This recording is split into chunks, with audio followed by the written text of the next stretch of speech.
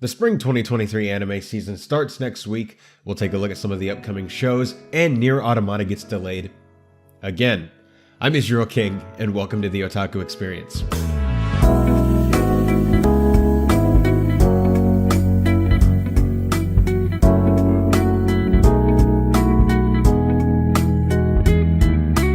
Special thanks to Robert Meyer Burnett, all the great folks at the Burnett Network, and of course you, our viewers, for making the Otaku Experience possible. Well, the winter 2023 anime season is coming to an end, and most of the final episodes of the shows that didn't get delayed are airing this week and next week. So that brings us right into the spring 2023 anime season that starts on April 1st. And we're going through the top 30 most anticipated upcoming anime so that way you can see which shows interest you. I've already decided which shows I'm going to watch this season. I believe I have 14 shows right now, and that could change and new shows could come in, and shows that I was planning to watch don't interest me all that much and I end up leaving them. So the season could look very different from when I go in to when I leave, and that happens with every anime season. That happened in winter, that happened in fall. I always make a video on my channel called What Anime I'm Watching in X Season, or I just talk about how I feel about the season. Like the Winter 2023 video was, Winter 2023 is mid, and a lot of people were very upset about that. It was mid for very different reasons. It was because all the anime got delayed rather than the shows actually being mid, which is what I thought was going to be. But either way, the season ended up being mid, so I was right regardless. But so this season, I currently have 14 shows that I'm planning on watching, and I figured I'd give you guys a chance to see if there are any shows coming up this next anime season that you would want to be checking out. So, hopping on over to AniChart, my favorite and most trusted source for upcoming anime stuff, we have at number 1, Demon Slayer Kimetsu no Yaiba Swordsmith Village Arc. And this is, of course, the sequel to Mugen Train, Season 2, the first season, everything Demon Slayer. This is the next follow-up. And they have a little synopsis here. Adaptation of the Swordsmith Village arc. Note, the first episode will have a runtime of 1 hour and received an early premiere in cinemas worldwide as part of a special screening alongside the final 2 episodes of Kimetsu no Yaiba Yukakuhen. And that is the second season of Demon Slayer, the Entertainment District arc.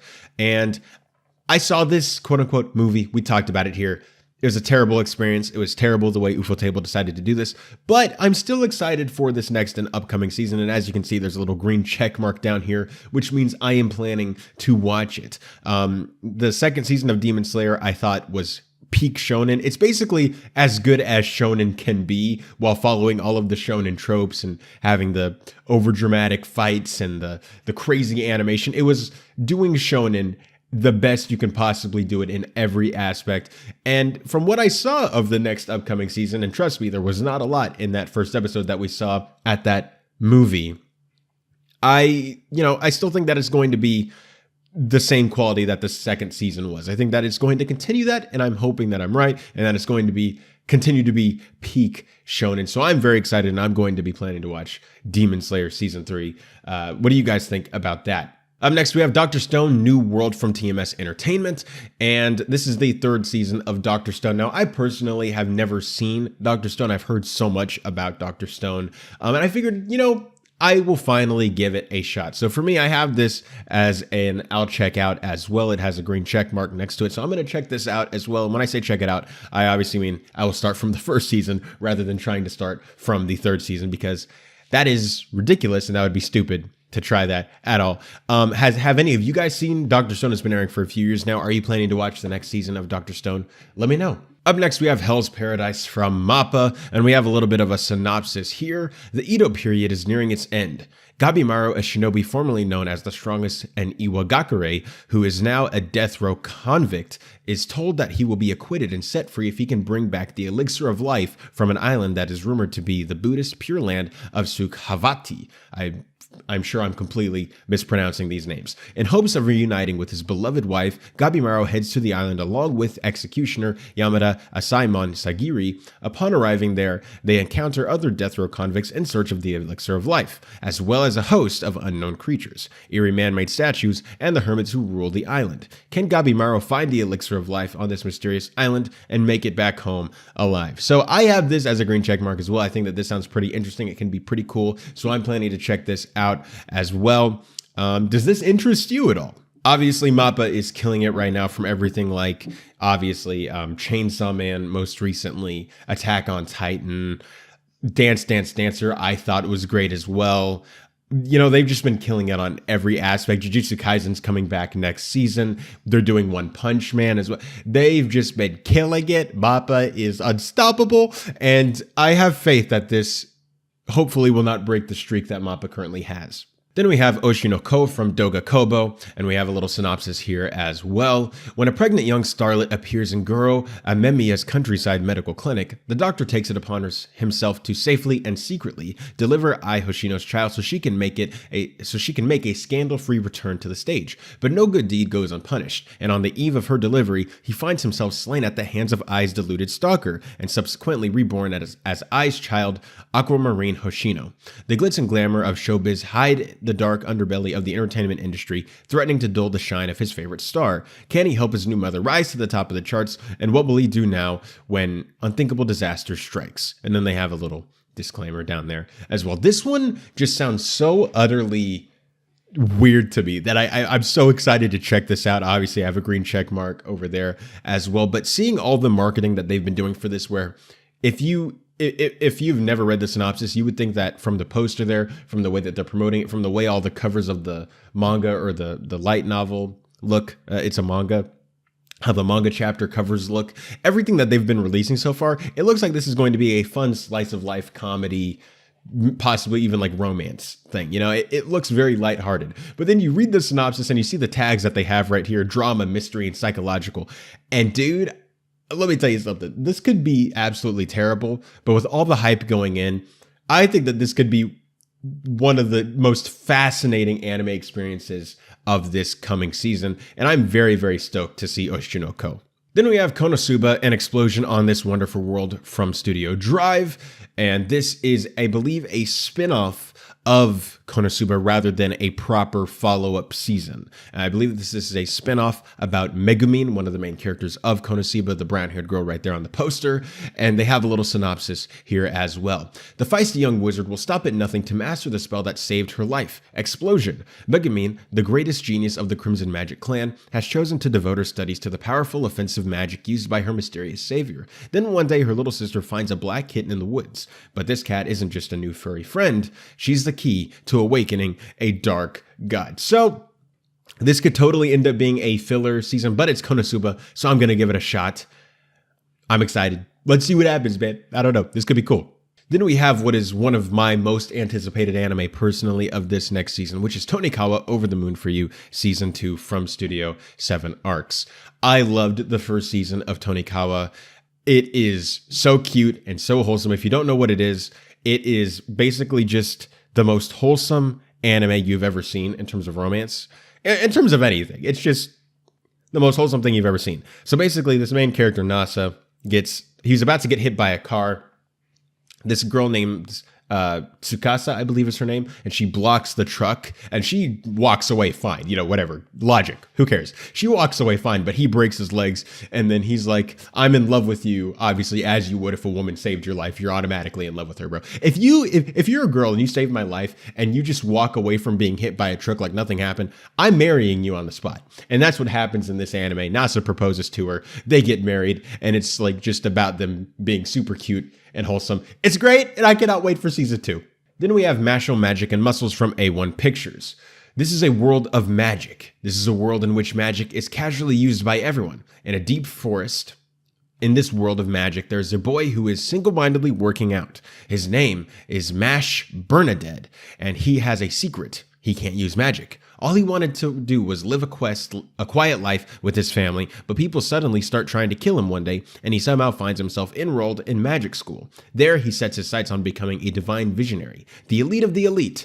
Will his ripped muscles work against the best and brightest of the wizarding world? The curtain rises on this off-kilter magical fantasy in which the power of being jacked crushes any spell. And I'm planning to check this one out as well. This one just sounds utterly ridiculous and funny to me. You know, isekai and fantasy anime are two of those genres in anime that I'm just kind of getting tired of. Kind of like how in film we have comic book movie fatigue setting in. I'm kind of having isekai and fantasy anime fatigue sitting in. So unless you're like super great, I find it really hard to muster up any, want to see it because there's been so much mediocrity in this genre lately. This sounds funny to me. I could be wrong, but I just think that this sounds hilarious. Like, bro can't use magic, so he just got jacked, and he's like, you know what? I'll just beat them with my strength. Come on, dude. This is peak. This is what anime is for these types of premises. I'm so excited. Then we have Insomniac's After School from Lead-In Films. Ganta Nakami is a high school student who suffers from insomnia. One day he meets Isaki Magari, a girl with the same condition. A strange but special relationship forms as they share a secret and catch up on their sleep in the school's abandoned observatory. This sounds just so intriguing. As someone who doesn't struggle with insomnia, sometimes I struggle to fall asleep, but that's not the same as just not being able to sleep, which is what people with insomnia suffer from. So I think it's going to be interesting to hear these types of conversations as they get to know each other through this shared disorder that they have. And I think that this is going to be really fascinating. The thing about these synopses is it seems a little vague as to whether or not this is all going to take place in one night as they get to know each other in this observatory, or if this is a series of nights. I think the premise or the idea that it could be the entire anime, because an anime season is 12 episodes, 20 episodes, or 20 minutes per episode. Jesus, Israel. That adds up to roughly about 4 hours when you take out the credits, the opening, the ending, all that type of stuff. It usually adds up to about 4 hours of content. And so if you have that entire 4 hours take place over one night, but for us as it's airing, it takes place over the next 3 months, I think that could be a very fascinating experience. I could be wrong, but that type of idea and just the potential for that being the case really intrigues me. And if that's not the case, I'm still intrigued just from the idea that these two people who can't sleep just spend their nights together talking, getting to know each other because they can't sleep and they'd rather stay awake together than, stay awake alone. I don't know. I think it's cute and I cannot wait to see it. Then we have Yamada-kun to level 999 no koi wo suru from Studio Madhouse. Then we have the little synopsis here that says, recently dumped, Akane is just about to quit the game she used to play with her boyfriend when she meets Yamada in the same RPG. Yamada in real life turns out to be somewhat of a legend. The only problem is he is only interested in the game. As Akane's feelings grow, will Yamada focus stay on the game? Now I gotta say, personally, this one doesn't really interest me all that much. I'm not planning to watch it. Now, this could come out and it could be like Bocchi the Rock, where there wasn't a ton of hype going into that. But then when it started and everybody saw it, it blew up and, hit the top of the charts and ultimately became anime of the season and then anime of the year at the Anime Trending Awards. That could be the same case with here. We could be looking at the next anime of the year. We don't know. I mean, that could be the case with any of these shows, realistically speaking. But, to me, the premise doesn't intrigue me just from the premise alone. So I'll need to hear everybody tell me how good it is in order for me to check it out. But for now, I'm personally not planning to check this out. But maybe you thought it was really cool and maybe you're going to check it out. Then we have Isekai wa Smartphone to Tomo ni 2 from JC Staff. And this is the second season of Isekai wa Smartphone to Tomo ni. And I have not seen that first season, honestly. Before I looked into this next anime season, I'd never even heard of it, I don't think. And so I'm personally not planning to watch it. And if you have seen the first season, maybe you're planning to watch it. Maybe you're like, Israel, this is the greatest anime of all time. Why aren't you watching it? But to me, I have so many other shows that I'm already planning on watching, along with the show that I have to do, my own YouTube channel, everything going on in my life that if I'm not super, super interested, I have to draw the line somewhere. And that, sadly, this is one of those shows that the line got drawn on. Then we have The Ancient Magus Bride Season 2 from Studio Kafka. And this is the sequel to The Ancient Magus Bride Season 1, which I heard was decent, but I didn't hear super, super great things about. And so when it comes to this second season, I'm currently not planning to watch it. But, I mean, if this second season pops off and it gets like a 8.9 out of 10 on my anime list or something like that, maybe I'll have to check it out. But here's the synopsis for those of you guys who have not decided whether or not you're watching this. The second season of Mahotsukai no Yome, Chise was able to accept Elias and herself, if not necessarily everything about her situation. After Cartaphilus fell back into a slumber that would not last forever, Chise was able to go back to her regular life. Then she receives an invitation from a mutual aid organization for mages called the College. Under the British Library exists a secret society of mages, encounters and interactions with people who are about to open some doors.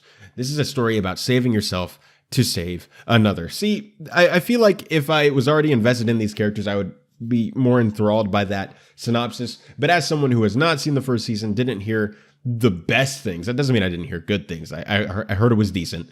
But, you know, personally, I have no interest in checking out the second season unless this is the greatest anime of all time. Then we have something that I'm really looking forward to, Osama Ranking Yuki no Takarabako from Wit Studio, or Ranking of Kings, The Treasure Chest of Courage, or something like that. I'm still working on my translation. This is like a special OVA thing or whatever for the Ranking of Kings. Ranking of Kings season 1 I thought was great.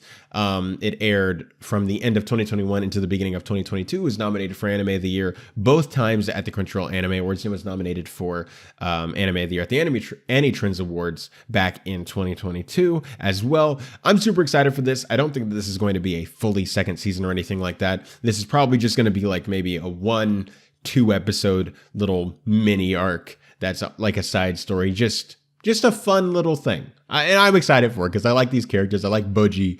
I like getting back into this world. And I personally super excited for it. Now, if this ends up being like Mugen Train, where it's just like some stupid retelling, or like that Sword Art Online, what's it called? Extra edition, where it's like the girls were hanging out at like a freaking public pool, and then they were just reminiscing about all the previous things that had happened. And it is like, bro, we've already seen all of this. You just threw in a new scene of them at a pool to get the recap started. So if this ends up being a recap, I'm going to drop it. But if this is what I think it's probably going to be, a cute little side story or whatever, as we wait for season 2 to come out, I'm down and I'm super excited to see it. Then we have Isekai de cheat skill wo ten ni shita ore wa genjitsu sekai wo muso suru level up wa jinsei wo kaita from Milepensi. What a freaking title. I don't even know what that says in English. So whatever, but the synopsis for this is: a mysterious door stands open, inviting a boy who's been brutally bullied all his life to take courageous step forward into the unknown. On the other side, he finds a horde of priceless artifacts in a world as filled with magic as it is monsters. The most shocking revelation, however, is that he can bring whatever he wants back with him when he returns to Earth. It won't be long before this double life changes him forever. Now, that sounds cool for maybe like a quick, like 5-minute, thing that you would learn like at Sunday school about what it means to steal and like pride or whatever. But, when it comes to like a full like 12 episode anime, I think there needs to be, there's a lot lacking in that synopsis for me to go, oh my gosh, I have to check this out. It seems like they're relying a lot on you knowing what the light novel is, and they're just giving the vaguest synopsis that they possibly can for this anime. And sadly, that does not work if you're not familiar with the light novel like myself. But who knows, maybe you've never read the light novel and you're like, Israel, that sounded fantastic and I'm going to watch it. In which case, more power to you. But to me, that just sounds like a 2-minute little video about stealing that you would hear about in church, bro. Then we have something that I am super interested in and fascinated by to see how this plays out, because this could go really well or really bad, and that is The Dangers in My Heart from Shin-A Animation. And it says, fascinated by murder and all things macabre, Kyotaro daydreams of acting out his twisted fantasies on unsuspecting classmates. But an encounter with Anna Yamada, the gorgeous class idol, lights a spark in the darkness of his heart. It is a classic tale of an antisocial boy falling for a popular girl, but neither are who they appear to be at first glance. Will Kyotaro and Anna defy their expectations of each other and of themselves? And I gotta say, personally, this one really intrigues me. It sounds like it's going to be a dark comedy making jokes about like, what if I murdered my classmates? And that's not gonna be for everybody, but to me, that sounds super interesting to like get inside the head of what it's like to be like that as you're also falling in love in your own little twisted way. And so you have on top of that, it's like kids don't really understand romance all that well. It's not as intricate as adult romance is. There's benefits to that and not benefits to that, but it's a different thing. It's a lot more innocent, but in this case, it's going to be a lot darker as well. And so to me, this just sounds super intriguing. And like I said before we went into the synopsis, this could turn out to be super great, or this could turn out to be utterly horrible. There's really not one or the other. It can't be mid. It's going to be one or the other. And so that's why I'm fascinated just to see how exactly this is going to turn out. Then we have Tengoku Daimakyo from production IG, and it says, within the safety of the walls, users are raised in a nursery-style setting by robots. While life there may appear stale on the surface, the children are full of potential and curiosity. In many ways, it is like a slice of heaven. The outside world is a hellscape. It is almost entirely void of anything mechanical, and is now inhabited by bizarre yet powerful supernatural beings. Maru, with the aid of Kiruko, is out there crisscrossing what was once Tokyo for heaven. But after searching for so long, maybe heaven is more of an untenable dream than a potential reality. This is one of those things as well. It has a green check mark next to it. I'm going to check it out just because I think that there is potential for a very interesting commentary and story as well, just to see what this type of world is like as people... I'm always a sucker for those types of stories as people are like being lied to and being taught a certain thing, and then they go out and see the real world and it's different from what they were taught, and then they're kind of dealing with that. These types of stories always immediately grasp my attention. Not all of these types of stories are great, but they always get my attention when they come out. And this is one of those examples. I don't know if this is going to be great or not because I don't know anything about the source material other than this synopsis, but to me, it sounds intriguing enough for me to at least give the first episode a shot. Then we have Kuma Kuma Kuma Bear Punch from EMT Squared, which is the second season of Kuma Kuma Kuma Bear, which I have not seen. And there's only so many hours that I have time to watch anime. And so I'm not going to waste my time trying to catch up on this. So I'm not watching the second season, but maybe you love Kuma Kuma Kuma Bear and you're going to be watching the second season. Then we have Eden Zero's second season from JC Staff, and this is obviously the second season of Eden Zero. That's the only synopsis they have, nothing else. I never watched Eden Zero, and I never really heard anything that would sway me to wanting to watch it. It has its fan base, it has people who like it, and people who are going to watch this second season. To me, there's not really a huge audience for it. It's not a bad audience. It's not a really low audience. It's a decent sized audience, but it's not like the biggest audience of all time. And, the reviews weren't out of this world for the first season either. And I'm personally not going to be checking this out. Then we have A Galaxy Next Door from Asahi Production. Ever since their father died, Ichiro Kuga has struggled to support his two younger siblings on nothing but a small inheritance and his passion for drawing manga. But it's becoming harder to keep up with his growing responsibilities and deadlines, especially after his last two assistants quit to follow their dreams. Just as he is nearing his breaking point, the beautiful and scarily competent Shiori Goshiki applies to become his new assistant. But there's something almost otherworldly about Goshiki, as soon as Kuga finds his reality turned upside down when she suddenly declares them engaged to marry. Oh no, what's gonna happen? Now, this was one of those cases where there were shows that I was more interested in watching, so I didn't add this to watch, but I'm always a sucker for those random, like, hey, we're now in a romance anime, So the shenanigans that could take place here with the younger siblings, with the fact that the older brother is being thrown into, a betrothed, engaged relationship is interesting to me. There's tons of seeds here for great anime, comedy, romance stuff, but I don't have time to check out every show, and so unless I hear something super, super great about this, I'm probably not going to check out this show this upcoming anime season. Then we have a show that I think sounds really cool and hopefully is really good, and that is My Home Hero from Tezuka Productions. Tetsuo Otosu, an ordinary salaryman, discovers his daughter Reika has been physically abused by her boyfriend Matori Nobuto. Trying to learn more about him, Tetsuo uncovers Matori's scheme to extort money from Reika's wealthy grandparents and finds out that he is a member of a crime syndicate with a history of murdering his former girlfriends. Filled with rage and fear at the thought of Reika being in danger, Tetsuo ends up killing Nobuto, and with the help of his wife, Kaisen successfully disposes of the body. Now, as the members of the syndicate begin to question Nobuto's sudden disappearance, Tetsuo and Kaisen must work together to ensure the safety of their daughter and prevent her from getting involved in the predicament any further. This sounds so freaking epic if it's done right. Just parents giving righteous vengeance or righteous judgment to, people, a guy getting a little too close and friendly with their daughter who turns out to be an absolute scumbag.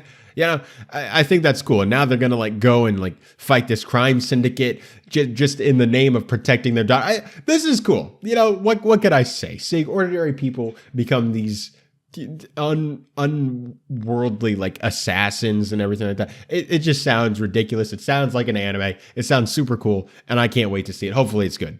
Then we have the reason why Ray Liana ended up at the Duke's mansion from Typhoon Graphics. After a mysterious death, Park Una enters the world of a novel. She is revived as a minor character, Rileyana McMillan, who is poisoned to death by her own betrothed. In order to break up with her dangerous fiancé, she suffers a surreptitious deal to the male protagonist of the novel, Noah Winnight, but winds up romantically with other men that are not a part of the plan. Noah Winnight, of inescapable but suspicious charm, honest Justin Shamal, who loves only one person, or Adam Taylor, that is such an American name, and out of the rest. Anyways, for whom you have a soft spot for no reason whenever you see him. Will Ray Liana successfully get out of this crisis and create a new ending for herself? Who will be the one that will join Ray Liana in her new ending? I think this sounds interesting. It sounds like she dies in reality. She gets isekai'd, and she, instead of going to some stupid fantasy world, she comes to life as this minor character in this book that, from the synopsis, I'm leaning to think that she knows what the story of this book is. Maybe she owns the book, maybe she's read the book, or maybe she's just heard about the story of the book, and she knows that her character is going to be poisoned to death by her own betrothed, and now she's in an effort to stop the story of this book from happening. I think that's interesting. She's gonna like flip it on its head. There's a tons of jokes and comedy that can happen, and the story can go in so many different turns and ways, because the whole point is that she's breaking the cliches of the story. This sounds really fascinating to me, and so I'm personally going to be checking this anime out.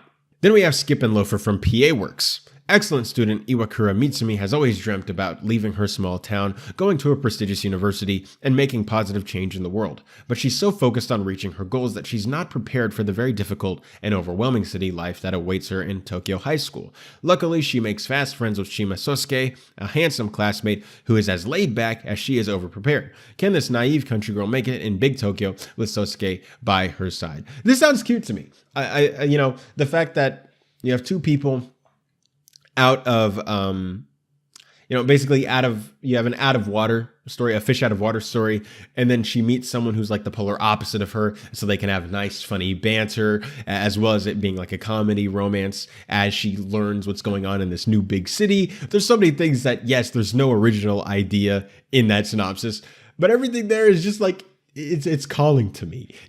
If you don't know me, I love slice of life romance anime. That is my bread and butter. That is what I do, man. I love it so much. And so anytime, like, even if it's so tropey as all heck, but those tropes are done well, bro, I'm going to love it. Unless you're absolutely terrible, like Osamake, I will not hate you. So this, odds are I'm going to like this. So I'm giving it a shot.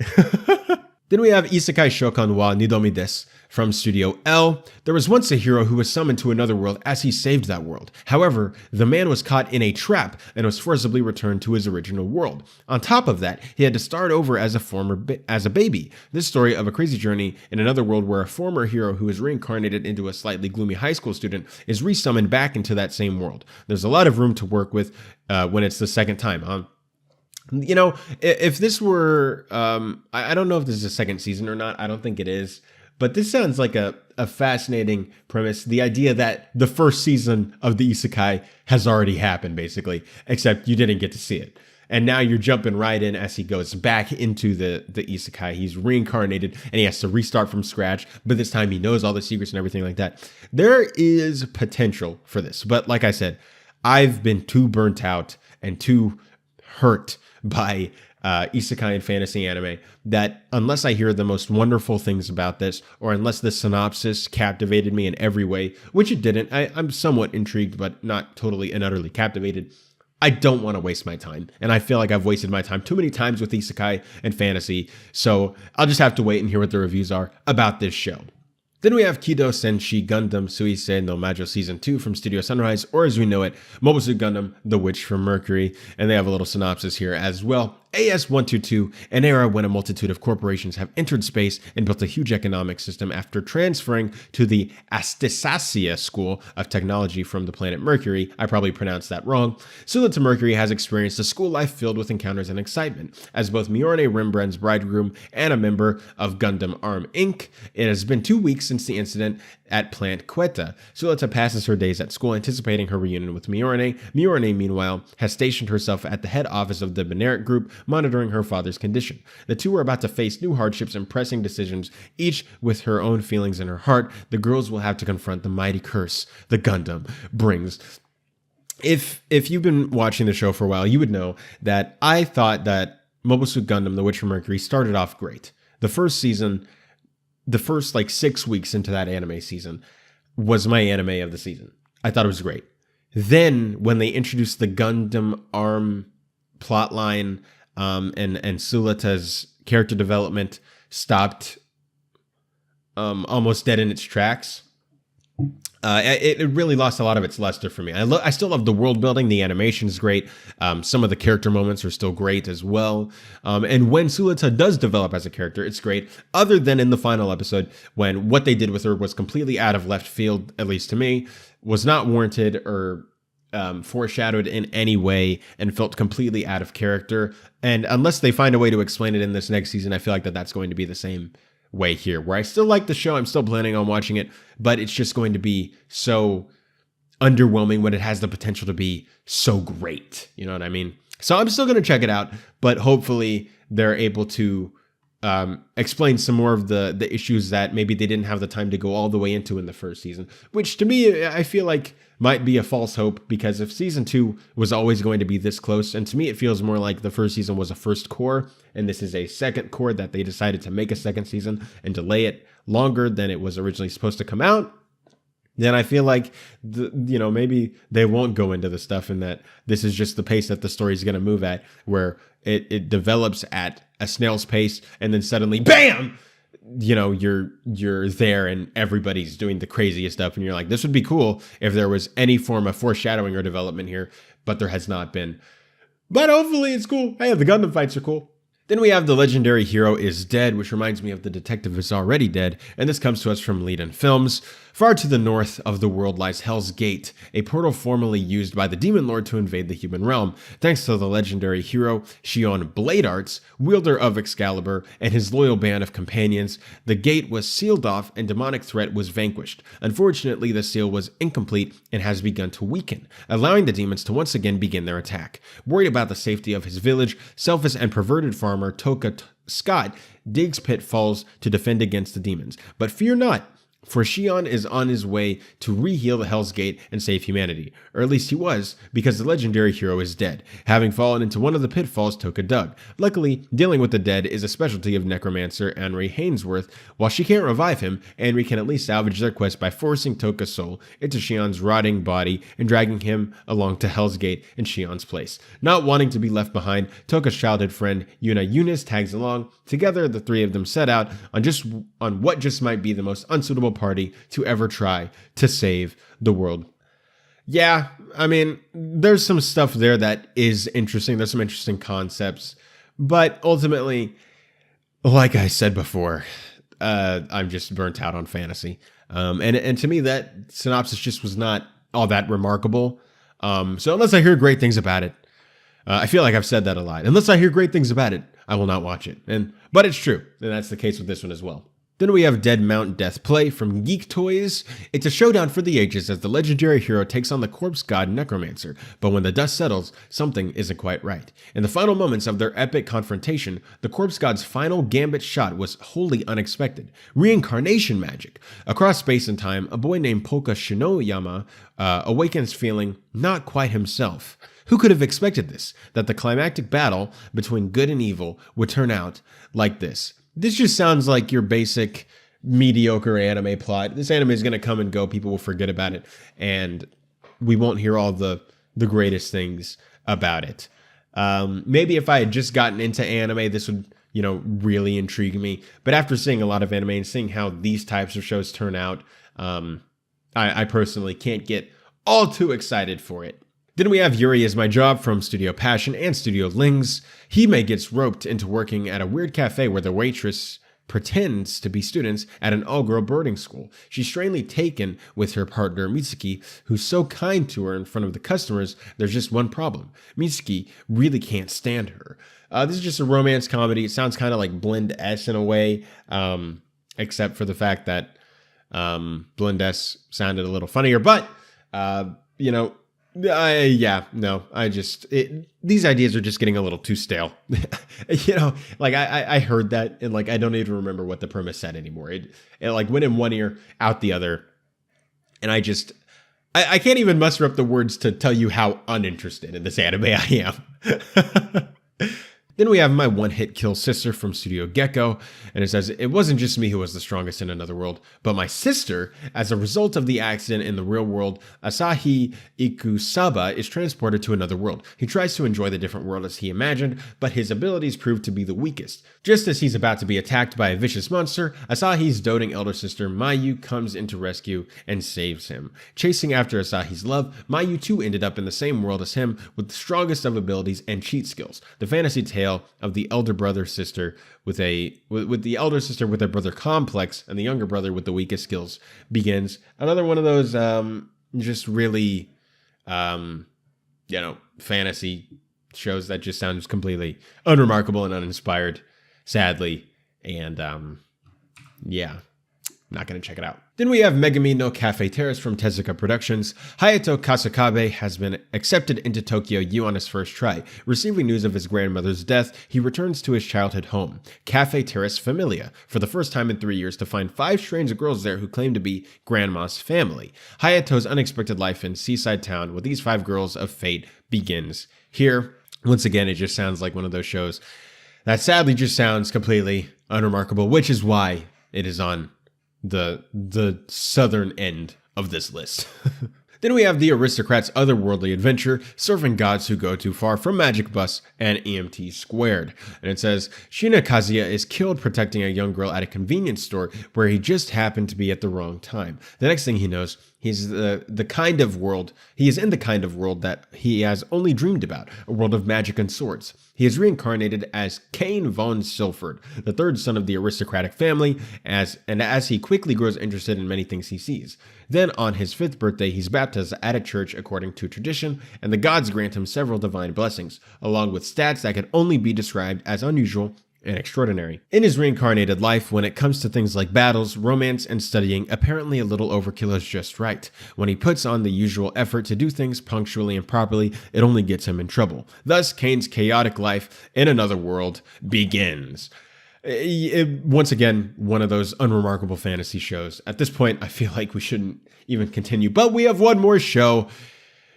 Let's check this out. The last one is Aono Orchestra from Nippon Animation, or Blue Orchestra if you know your Japanese. Anyways, Hajime Aono was a prodigy violinist until he grew jaded with playing the violin due to personal reasons. Now in his 3rd year of middle school, he struggles to decide his academic path. One day in school, he meets Ritsuko Akine, a hot-headed novice violinist who wants to enroll in a high school with a distinguished orchestra club. When he finds himself getting closer to Ritsuko and being brought back to the world of violinists, time starts moving again for him. This is the beginning of a youthful drama where sound and hearts alike resound in harmony. Now, it sucks that this show is at the bottom of the top 30 list, because this show actually sounds like there is some heart to it and that there is a core to it. Sadly, I just don't have room in my thing to watch any more anime. I swear, man, there's so many things that I have to watch. And there's anime that were delayed from last season that's going to be held over that I got to continue watching. That sadly, this, for so many different reasons, is sadly just not going to be on my list, which sucks because, like I said, it sounds like this is a show that actually has heart behind it, which we have not heard from a show for the past 10 anime that we went through.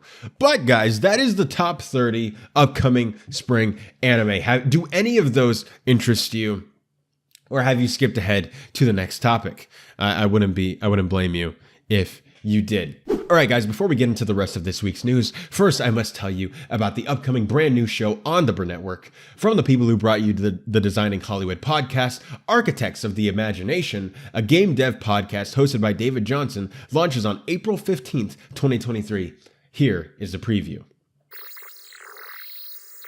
Well, greetings, Imagination connoisseurs. Once again, it is I, your Duke of Dope Discourse, Robert Meyer Burnett, and I am here to tell you about a very exciting new show that drops on the Br Network on April 15th at 6 p.m. Pacific Daylight Time. Architects of Imagination, a game developer podcast. Brought to you by the people that brought you Designing Hollywood. Architects of Imagination will introduce you to the people that are behind some of the greatest video games of all time. You'll learn the ins and outs, how they're created, what goes into their creation, how difficult it is from the inside. It's an incredible show. Let's take a look at Architects of Imagination. Hi, this is David Johnson. My friends call me DJ, and this is Architects of Imagination. I am here with my friend Eben Cook from Naughty Dog. Hey. We are both dressed up in suits right now. We are filming our first episode in Hollywood, California. And just after this, Eben is nominated for a VES award. So we're headed over to the awards gala. Good luck tonight, Eben. Thanks. Yeah, fingers crossed. All right. Tune into the episode when it airs. This is DJ from Architects of Imagination. As you can imagine, I am extremely excited to bring you Architects of Imagination, a game developer podcast, to bring it to you imagination connoisseurs, you members of this, the Post-Geek Singularity community. It's another great show, once again, brought to you by the same producers of Designing Hollywood. Check it out. Comment below. Tell us what you think.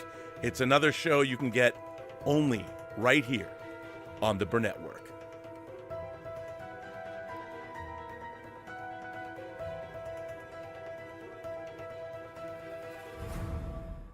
All right, so a really, really fascinating and exciting upcoming show. Executive producer Martika Ibarra and producer, VFX artist and host David Johnson, in association with Designing Hollywood Productions and Undertone FX, have teamed up to produce an all-new podcast show dedicated to all things video games and its creators. David Johnson was lead visual effects artist at Activision, Blizzard Infinity Ward Studio, creator of the Call of Duty franchise. Having worked there for 10 years, David has 22 years of computer graphics experience, of which 20 have been dedicated to video games and 15 specialized toward effects.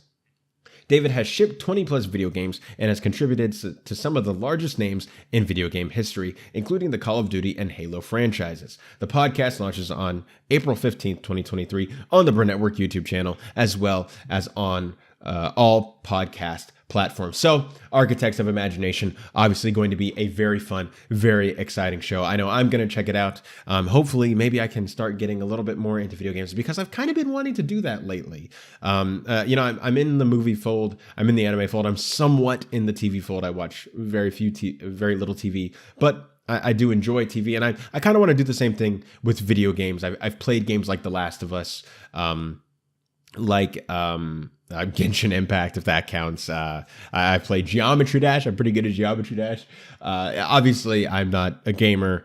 I never really claimed to be. But hopefully, this type of show can hopefully get me more into gaming. And so I'm very excited to see that Architects of Imagination launches on April 15, 2023 on the Network. All right, so the winter 2023 anime season will be remembered as the season of delays. Every anime and their mother got delayed this season. It was absolutely ridiculous. And some even got pushed back to spring or indefinitely, and we still have no release date for those shows. Most have cited the COVID-19 pandemic as to why these shows got delayed, which frankly doesn't surprise me all that much when you know how the anime industry is made. We've talked about that in previous weeks. But just when we thought that we had finally made it to the end, to the oasis, we made it to the golden gates, and we thought we had escaped all of these delays and we could go into the spring season nicely. No, God said, what's one more? And so it brings us in the anime community great sadness. And you know,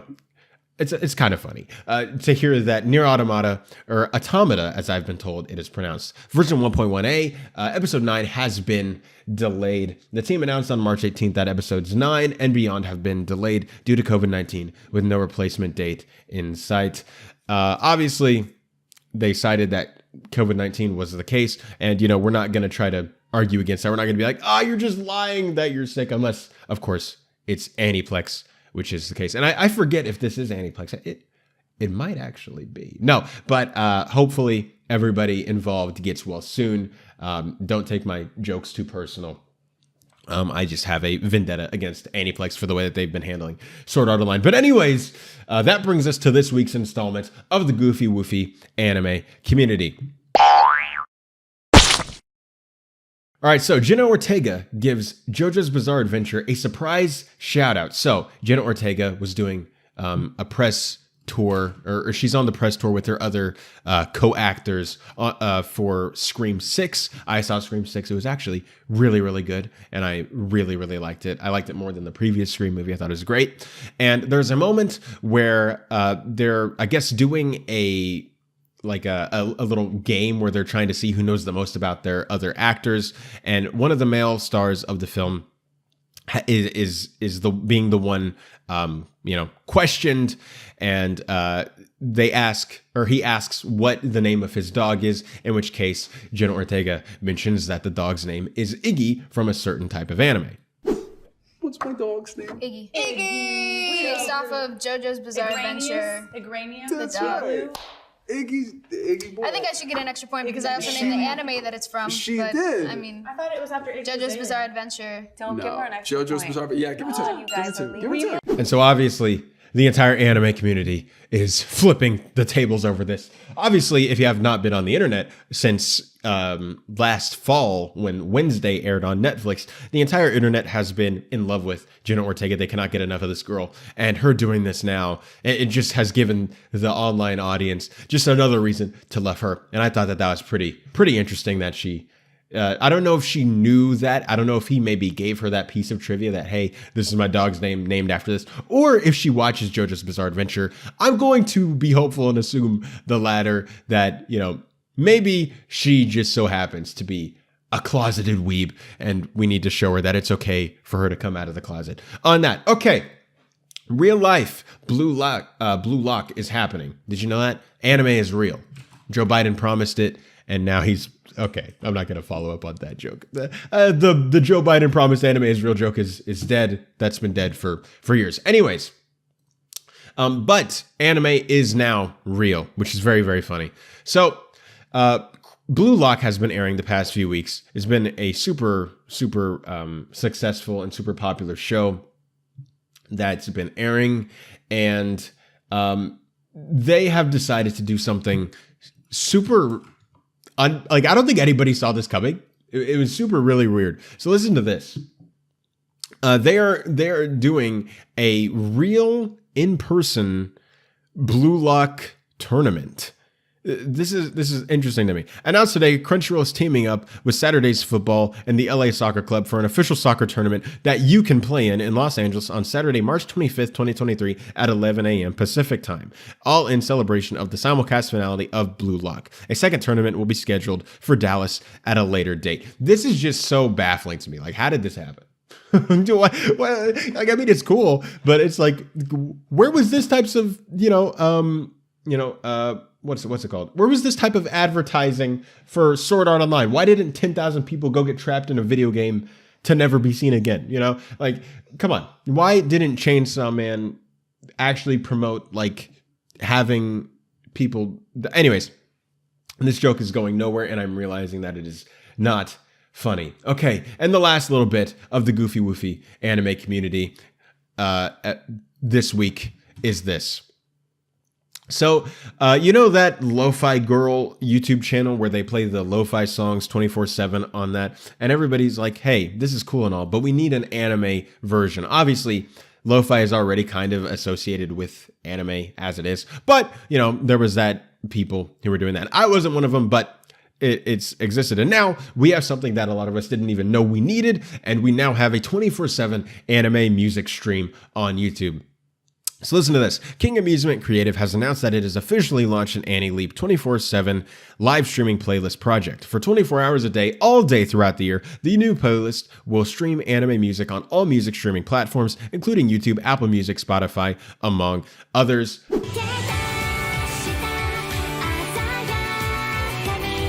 I've listened to some of it. It's not all, current stuff. A lot of it, I don't even know if this is original music or whatever. I don't know how they're getting past copyright, but it doesn't sound like any current stuff. It sounds more like they're doing maybe 90s, early 2000s anime music, which I'm all for. I just love it. I just put it on my headphones and I'm like, hey, whoa, who turned on the sunshine, man? This is getting crazy. But anyways, I think that's pretty cool if you want to check that out. I don't know. I think it's cool.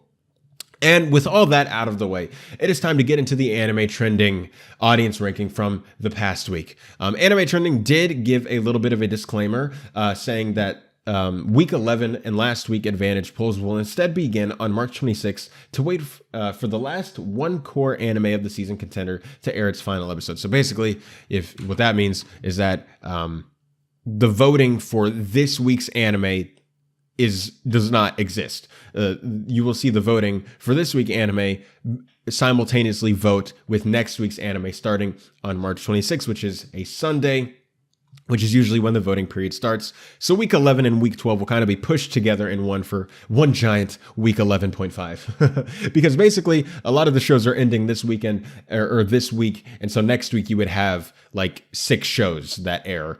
And I guess they don't want to do that for their rankings. So getting in to the ranking this weekend, at number 1, we have The Angel Next Door, Spoils Me Rotten, which is staying at number 1, which I'm thinking at this rate is most likely going to end up being anime of the season. And I think that you're now looking at probably your first front runner for anime of the year. That along with number 2, which is Vinland Saga Season 2, which has dropped down 1 spot to number 2. It has really been ramping up these last few episodes, and it's been chilling in the top spots for quite a while now.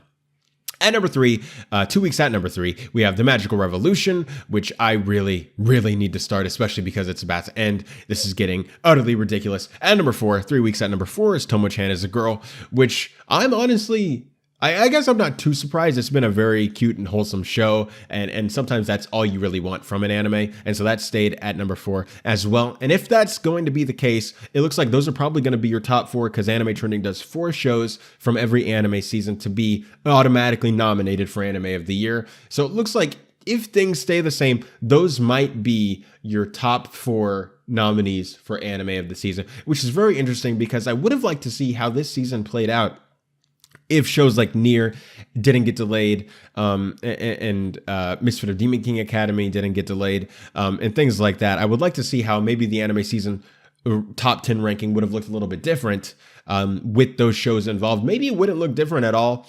but it's just an interesting idea to think about. At number 5, which is a re-entry, we have Buddy Daddies. At number 6, going up 1 spot, we were just talking about this, is NieR Automata version 1.1a.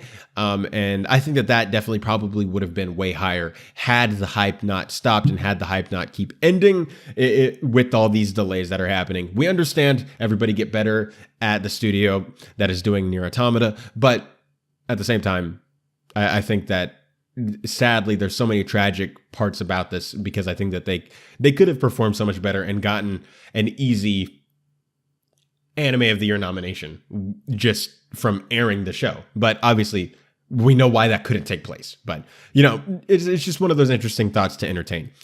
Going up 1 spot to number 7 is Danmachi for part 2. At number 8, going down 2 spots, is The Ice Guy and His Cool Female Colleague.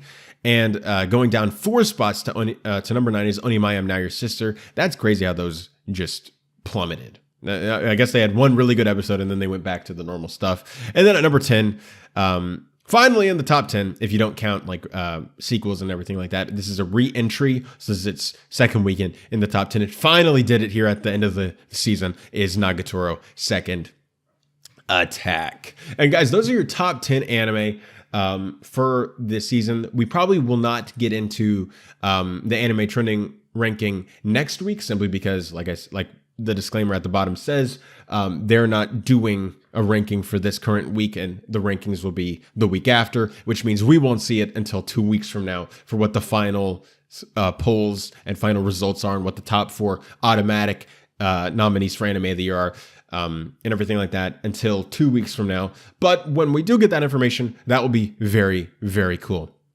All right, guys, and with all that out of the way, we're going to get into the last thing of the show, which is reading your comments or questions. And another little disclaimer, this is probably going to be the last time we do this. There's a multitude of reasons as to why I've decided to make this decision. But long story short, I think that ultimately this is going to make the show better. And maybe we can do maybe like once a month or something like that, reading your comments or questions. If this doesn't work out, we'll obviously go back to the way that things were before. But I think that this is just I think that there's a potential for this to work a lot better. I don't know what I'm saying. And the first comment today comes to us from The Gist with Jared.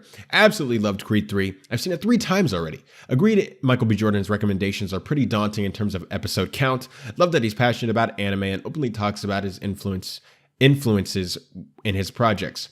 You did well with the lack of stories this week. Definitely keep up the weekly cadence rather than foregoing a week due to lack of stories. A special segment for down weeks would be solid. Thanks for your feedback on that. I think I might just do that because Rob's told me to do that. And now I've had other people, including yourself, to tell me to do that. So that's probably what we'll try doing whenever we have a slow week. Luckily, this week was actually not that bad because, the new anime season starts next week. And so we were able to talk about what new shows are coming out that people are really excited for. And next week might be a slow week unless some crazy story drops. But with the anime season ending and Anime Trending isn't doing their polls like they normally do, next week might be a really slow week. So we might just have to do that sometime next week. I agree with Michael B. Jordan's with your take on Michael B. Jordan. Look, it's great to have someone in Hollywood who understands the appeal of anime and who is like an anime fan in there doing it at a professional level. I haven't seen Creed 3 just yet, but I feel like it's basically going to be like a live action anime, which to me sounds just really, really cool. I could be wrong, but maybe that's going to be the case. Thanks for your comment, Jared. Death's Door 07. Now I'm just waiting for One Piece to end. Yeah. I mean, I don't know if it's going to be ending anytime soon. I think we probably got another 5 years at least from what I'm hearing from the people who know it. I mean, I could be wrong and maybe we're in the final arc, but I heard, like 2 years ago that we were entering the end game, but we're still a ways off. I'm still only 2 chapters and I haven't had time to go back and continue reading it. But from what I've read, it's pretty good and I'm excited to see how it goes. Maybe I'll just watch like a super abridged version, a recap of everything when it ends rather than trying to read all thousands of chapters there are. Anyways, Mr. Torrance says, Demon Slayer soon. That's right. Demon Slayer is coming soon. It starts in the next few weeks. Obviously, it was one of the anime that I talked about and one of the anime that I'm super excited to see. And I think that it's going to be great as long as it continues the trajectory that the second season started with it being peak shonen. Literally all they have to do to get everybody to get off of them and to forget about the terrible mistake that was the movie is just for the show to be amazing. And if it is, they'll get great press. Everybody will forget about it, about the terrible movie. And we'll just go forward and hopefully that is the case. All right, guys, that's going to do it for this week's episode of the Otaku Experience. Don't forget, on April 15th, we have Architects of Imagination starting with the host, David Johnson. It's going to be great, especially if you're into video games. Check that out. Special thanks to Robert Meyer Burnett, all you guys for making the Otaku Experience possible. And as always, I will see you guys next week.